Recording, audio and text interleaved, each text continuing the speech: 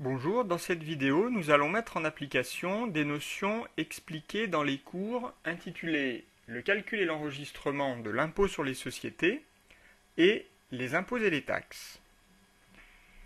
L'application que vous aurez à traiter est la suivante. La société Vermillon vous communique les informations suivantes pour l'exercice comptable N qui vient de s'achever.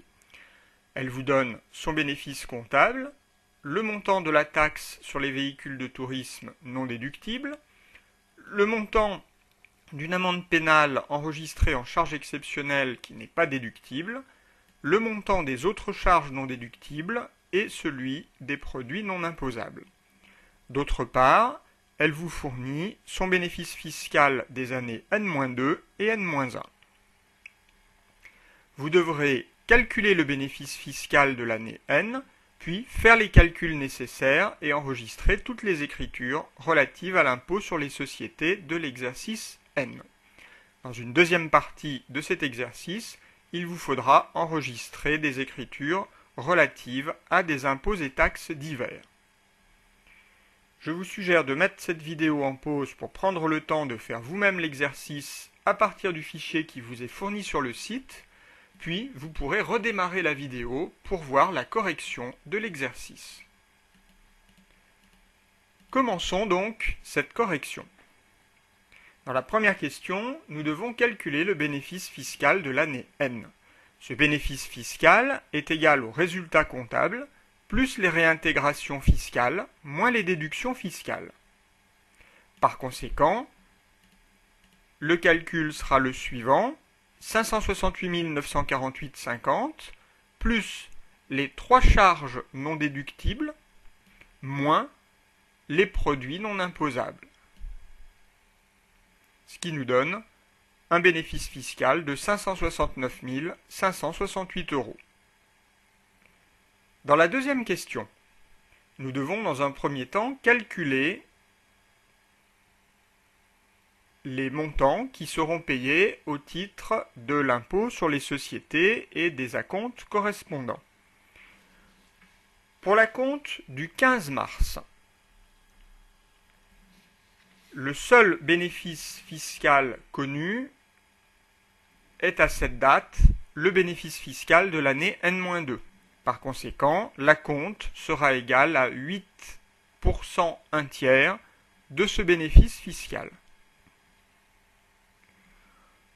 Le 15 juin de l'année N, le bénéfice fiscal N-1 est désormais connu. Nous pouvons donc calculer le deuxième acompte sur les 647 532 euros correspondants. Notre calcul sera donc 647 532 fois 8% un tiers fois 2, moins le montant de l'acompte calculé précédemment.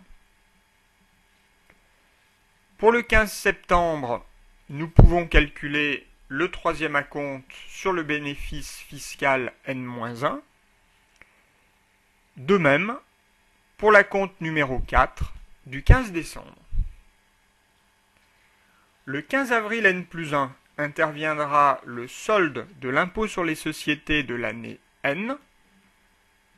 Le calcul sera alors le suivant: 569 568, qui était notre bénéfice fiscal de l'année N, fois le taux d'imposition, 33% un tiers, moins le total des 4 acomptes calculés précédemment. Nous trouvons moins 25 988 euros, puisque nous avons versé plus d'acomptes que nous ne devions d'impôt sur les sociétés. À partir de là, nous pouvons enregistrer nos écritures en comptabilité. La première écriture, enregistrée le 15 mars, va constater le paiement du premier acompte. Nous allons débiter le compte 444, État, impôt sur les bénéfices, et créditer le compte 512 banques. Pour le 15 juin, l'écriture sera similaire, mais avec un montant différent. Pour le 15 septembre, nous retrouverons la même écriture, avec là encore un montant différent. Et pour le 15 décembre, nous aurons également la même écriture. Le 31 décembre, il nous faut constater l'impôt sur les sociétés de l'année N. Pour ce faire, nous passerons l'écriture suivante, compte 695 par 444, puis le 15 avril N+1, nous constaterons la liquidation de l'impôt sur les sociétés et donc la perception des 25 988 € que nous doit l'État, en débitant le compte 512 banques et en créditant le compte 444 État, impôt sur les bénéfices.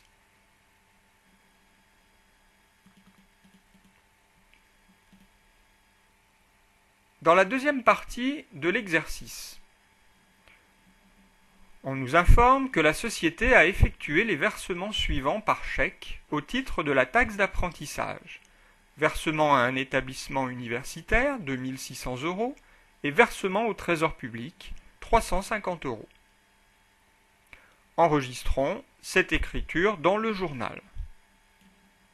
Nous débiterons le compte 6335, versement libératoire donnant droit à l'exonération de la taxe d'apprentissage, 2600. Nous débiterons également 6312, taxe d'apprentissage, 350. Le total se retrouvera au crédit du compte 512 banques. Ensuite, la société a versé 1360 € par chèque à un organisme de formation afin de financer un stage de perfectionnement pour 3 de ses salariés. Ces frais de formation vont s'enregistrer au débit du compte 618,5 frais de colloque, séminaire, conférence et au crédit du compte 512 banques.